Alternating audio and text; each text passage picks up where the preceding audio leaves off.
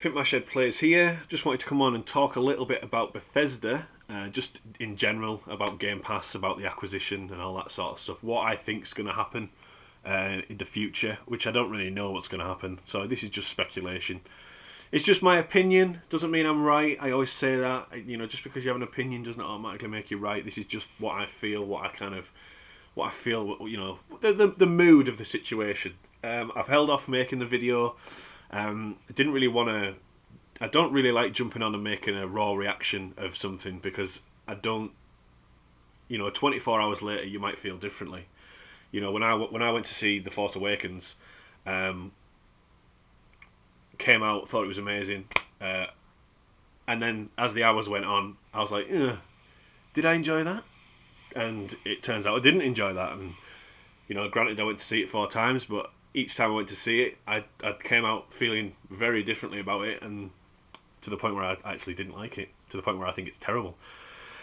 But again, just my opinion. But that's just kind of an example of this kind of raw emotion, and even when there's like a game announcement like Aliens Fireteam, I didn't really want to jump on the internet and go, oh my god, yeah, fucking well into it, oh god, yeah, I wanted to sit on it for 24 hours at least and kind of just temper my thoughts and collect my thoughts on it and kind of get a feel for what, take on other people's opinions and watch other videos, what people were saying as well, and kind of see if they match my own, and kind of thought, yeah, he's got a point there or whatever. So, with that said, Bethesda. Now, Bethesda's obviously been acquired by Xbox now. It's all official. The ink is dry. And what does it mean? What does it mean? Well, to be honest with you, at the moment, I don't really think it means anything.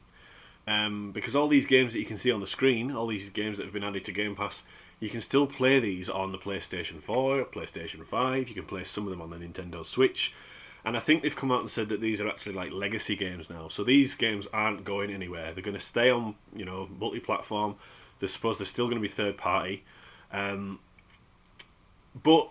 it means something for the future. And I think that's what we need to look at, is the future. Because in the current state, it doesn't really mean anything. It's good that they've done that, and it's nice to see Microsoft kind of making their moves and acquiring this big studio, like multiple studios, and spending that huge amount of money on this. And the fact that they could secure these games in the future and make them exclusive, and it would be interesting to see what's going to happen. They're still kind of being very vague and saying some games will be exclusive, so I don't know what that means. But they're well within their rights to turn around and go, yeah, do you know what? Elder Scrolls 6 is going to be Xbox exclusive and PC exclusive. Doom, the next Doom game, Xbox exclusive. The next Wolfenstein, the next Dishonored, the next Fallout, the next Rage, the next Evil Within, all going to be Xbox exclusive. We don't know. We know some of them are going to be exclusive and some of them aren't. I would imagine it'll be something like Elder Scrolls, and this is just, again, my opinion, this is just what I think. I'm not saying I'm right. I would think it would be something like, when Elder Scrolls 6 comes out in 4 years' time, I'll be 40 years old. Jesus. I think that the big AAA titles like Starfield and Elder Scrolls 6, I would imagine Xbox will say they're going to be day one on Game Pass. They're not going to be available anywhere else. If you want to play them, you have to buy an Xbox or a PC. That's what I think will happen. Or that's kind of what I want to happen. I want, Microsoft get a hard time and Xbox get a hard time, and I've said it as well. I've said it before. Microsoft's got no games. For the longest time, Microsoft have just churned out Halo, Gears, and Forza for what feels like ever. They really struggled last generation, and that's probably going to upset a lot of people, fanboys or whatever. But you can't deny what it was. Last generation was heavily PlayStation dominated, and Xbox was just chasing their tails. But now they've kind of got this opportunity to make these games exclusive, and I hope that they don't just go, well, yeah, okay, well, we're not going to make them all exclusive, we'll make some of them exclusive and you guys can still have some. Because, well, like it or not, there is a console war going on. I don't like it. I don't like this kind of mentality of subscribing to one system and just get your pitchfork out and that's the best system in the world. Everything else is shit, and you want everything else to fail. Xbox and Sony need each other. Nintendo are doing their own thing, and I think Nintendo are just going to be all right doing what they're doing. But Xbox and Microsoft Sony and Xbox, PlayStation and Xbox need each other. And I don't understand why people want other systems to fail. If one of them suddenly went out of business, then that would leave the other one to do what they wanted. They could implement anything. They could make this DRM thing a thing. They could up game prices to whatever they wanted, and there'd be no competition to challenge them. So this thing of Xbox have finally got this acquisition, and they finally got Bethesda under their belt and on in their kind of camp. I kind of want them to use it. I want them to weaponize it. I want them to be like, right, if you want to play Elder Scrolls 6, guess what? You have to buy an Xbox. I don't think it's okay. How am I going to word this? I don't think it's alright if you sit there and go, well, it's okay for PlayStation to have exclusives, but it's not okay for Xbox to have exclusives. I think that exclusives... I come from a generation where it was Nintendo versus Sega, and it was you had Sonic and all them games, Streets of Rage on Sega, you had Nintendo, Mario, Metroid and that on Nintendo. Exclusives add a bit of identity to the consoles, and that's why you associate Halo and Gears and Forza and now possibly future Bethesda games on Xbox. You've got Horizon, God of War 2 coming, Returnal, all these other Detroit and all them games on PlayStation. You've got Nintendo, you've got Smash Brothers, Link, Mario Kart. It creates this bit of identity, and that's why I've been fortunate enough to get hold of an Xbox Series X and a PlayStation 5, and I own a Switch, because I don't want to miss out on these games. So I'm very impartial when it comes to this, but I think Xbox need to kind of start being a bit more thinking about their own brand and being a bit more, I don't want to use the word weaponizing, I know I already did, but kind of making people want to play these games on Xbox rather than just... I mean, I was kind of in the mindset that they were just going to go, right, all Bethesda games, all future Bethesda games are going to be released on Game Pass, and we're still going to release them on PlayStation 4 and 5. But if you want to play them for free, you can play them on Xbox. But if you want to... We still want that money. I mean, there's 112 million PlayStation 4s out there in the wild. So why wouldn't they want to release Elder Scrolls 6 on the PlayStation 5 and PlayStation 4 and make people charge £60 for it and make a fuckload of money whilst giving people on Xbox it for free? But there's a lot of people that have said as well that, well, you don't spend 7 point whatever billion it was to put everything on every single system. So it's interesting, and that's what I mean by, in the current state, I don't think it really means anything, because everything's still everywhere. I think we're only going to really see the gloves come off when Starfield and Elder Scrolls 6 come out. Deathloop's still a PlayStation 5 exclusive, for how long I don't know. So it's great for the future, and it's great that they're kind of future-proofing the Xbox, and future Bethesda games hopefully and probably will be exclusive. But the fact you can still play all these games now on PlayStation, and they've already said these are like legacy games and they're not going anywhere, which is great. I mean, I'm assuming Microsoft could have turned around and gone, right, we own Bethesda, take everything off the PlayStation Store that's Bethesda, take everything off the Nintendo eShop that's Bethesda, everything, and they didn't do that, so that's something.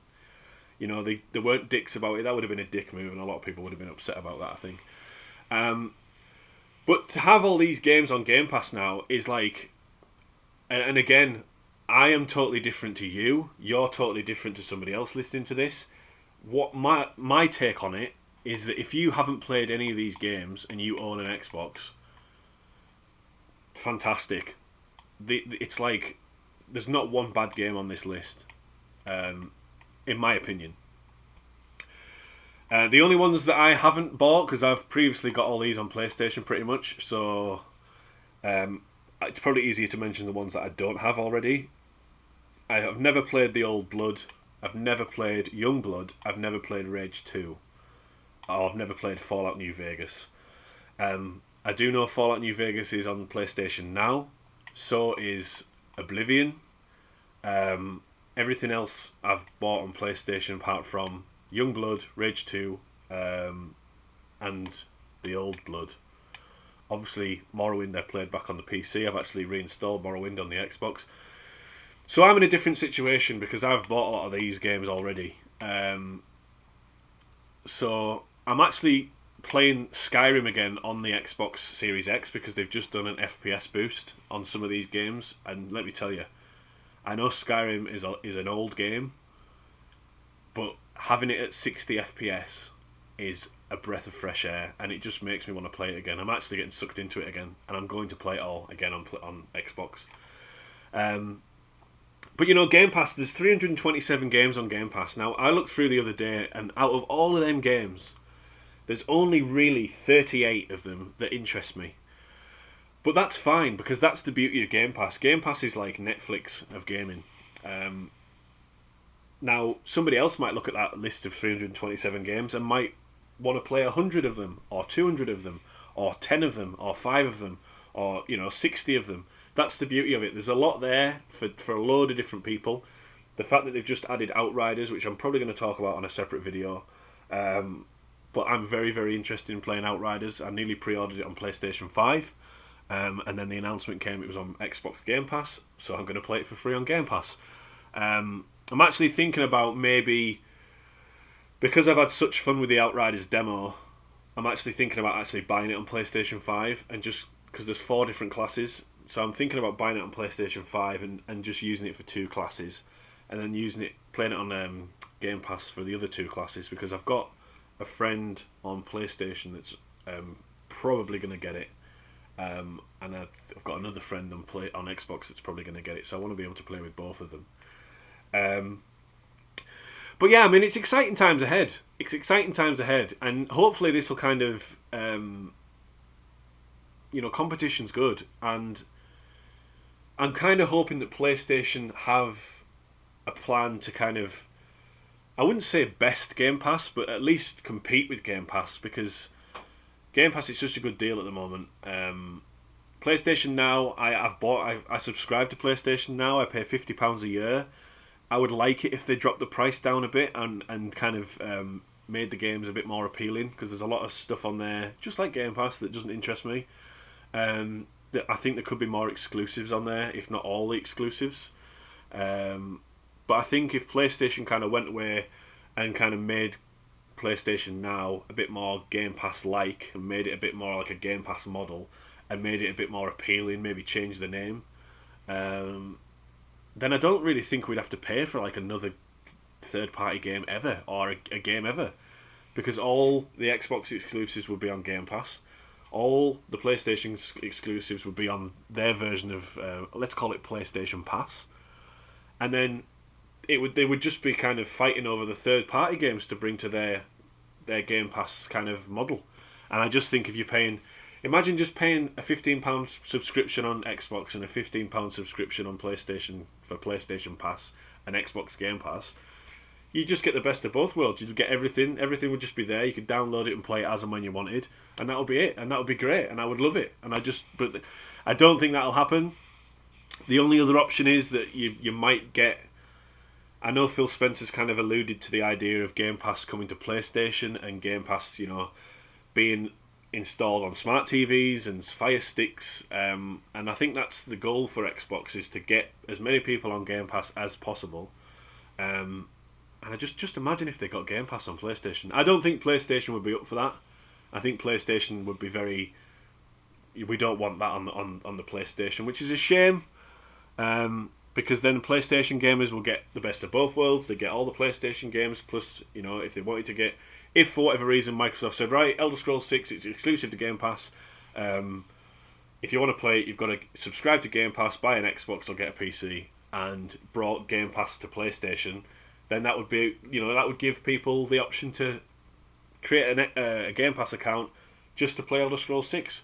So it's very interesting. There's a lot of things. There's a lot of different ways it could go. Like I say, I'm impartial. I'm just enjoying the fact that these, Xbox is coming out with all these things to try and compete with, for me to get my money. And like I said, iron sharpens iron, and competition's good. And the only people that really win is us as the consumer. But I could fully imagine myself walking into a Curry's PC world and going to buy a new smart television and having it, like, you see the stickers in the bottom corner on the new smart TVs, and it says it comes with Amazon TV, Netflix, Hulu, or whatever, and I could just see them having an Xbox Game Pass sticker there as well, or having an Xbox button on the remote for the TV. So you press that and you're into Game Pass, and that's it. You use your Xbox controller. It's the game. I think the gaming, the way we consume games, and the way games are going to be consumed, and marketed to us, is the needle's changing. It's definitely changing. There's a shift. There's a shift happening, and I think Game Pass is this kind of start of this shift of where we're going to be able to, where we are with games. I think we'll just have to keep an eye on it. Like I say, I don't have a horse in this race. I'm quite happy to jump on my Series X and play all these Bethesda games, and jump on and play Halo, Master Chief Collection, and Gears of War. I'm very happy to then jump across and play some God of War and Demon Souls and Horizon Zero Dawn on my PlayStation, and then I'm quite happy to then just shut my PlayStation 5 off and jump onto my Nintendo Switch and play some Zelda and some Mario Kart and some Bowser's Fury.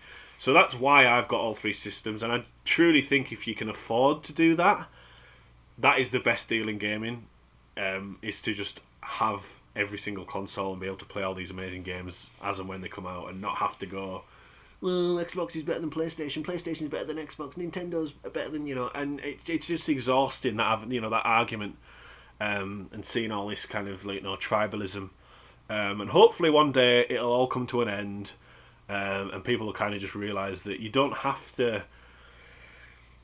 to sell your soul and subscribe to one console and wave your pitchfork and shill for a company that's never going to thank you for it, and just play games, just enjoy games, just enjoy them, and like I said, this is just my opinion.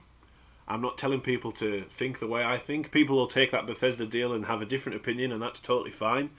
But it's very interesting to see what's happening. Very exciting. I mean, the last couple of days has been very heavy Xbox news. Outriders also coming to Game Pass. It also makes me kind of wonder about pre-ordering games as well, because, like I said, I nearly pre-ordered Outriders on the PlayStation 5, and I was just about to do it. Literally just about to do it. Check my phone. Game Pass, Outriders is coming to Game Pass. So it scared me that a bit, to be like, right, well, should I pre-order? I mean, you shouldn't really pre-order video games anyway, especially if you're digital. But is that kind of gonna, if a new game's coming out, a new third-party game, should I pre-order it, or is it going to come to Game Pass? Do you know what I mean? It's that kind of, will it, won't it? But it's very exciting times. Excuse me. There's a lot here to play. A lot of stuff that I'm definitely going to revisit. And Bethesda's a decent company, The next, I know they kind of had a bit of problem with Fallout 76, but that's in a better state. Me and Sean went back to play on that, and I was kind of enjoying it. I'm going to get into Fallout 4. I've not touched Fallout 4 yet, so I'm excited. I think it's good. It's kind of like one of them things of like, watch this space. We're just going to have to see what's going to happen in the future with these future big Bethesda titles, if they are going to be fully exclusive to Xbox, or if some of them are going to be exclusive and some of them are going to be on PlayStation or whatever. But it's exciting times ahead. Let me know what you think in the comments. Also, if you like this video, you can leave a like, but then you don't have to. And also, if you want to subscribe, awesome. If you don't, also brilliant. I'm not too bothered if people subscribe or not. But that's just my opinion on this whole Bethesda thing. I think there might be another acquisition in the pipeline. It's very exciting. We'll have to wait and see. But yeah, very exciting times ahead.